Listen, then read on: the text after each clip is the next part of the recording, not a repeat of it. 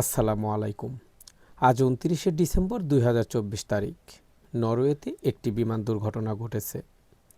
Royal Dutch এয়ারলাইন্সের Boeing ৭৩৭ থেকে ৮০০ মডেলের ফ্লাইট নাম্বার KL1204 বিমানটি নরওয়ের অসলো টপ সানডে ফার্স্ট বিমানবন্দর থেকে উড্ডয়নের কিছুক্ষণ পরই হাইড্রোলিক সমস্যার সম্মুখীন হয়।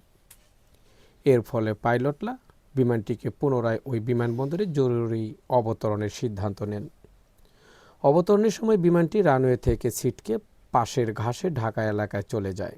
বিমানটিতে ১৮২ জন যাত্রী ছিলেন, তবে সৌভাগ্যবশত সবাই অক্ষত রয়েছেন।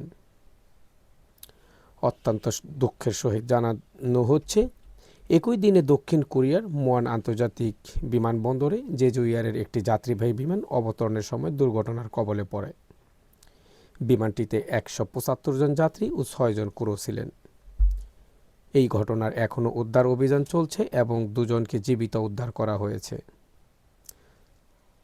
তাদের মধ্যে একজন ছেলে ও একজন মেয়ে ক্রু, বাকি সবাই নিহত হয়েছেন। দুর্ঘটনার কারণ হিসেবে পাখির সঙ্গে সংঘর্ষ এবং খারাপ আবহাওয়ার কথা উল্লেখ করা হয়েছে।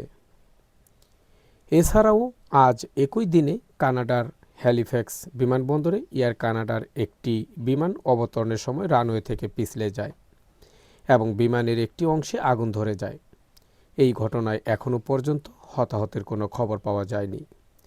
এই ৩টি ঘটনায় একই দিনে ঘটেছে, যা বিশ্বব্যাপী বিমান নিরাপত্তা নিয়ে নতুন করে উদ্বেগ সৃষ্টি করছে। রমজান আলী, LTV24, দক্ষিণ কোরিয়া।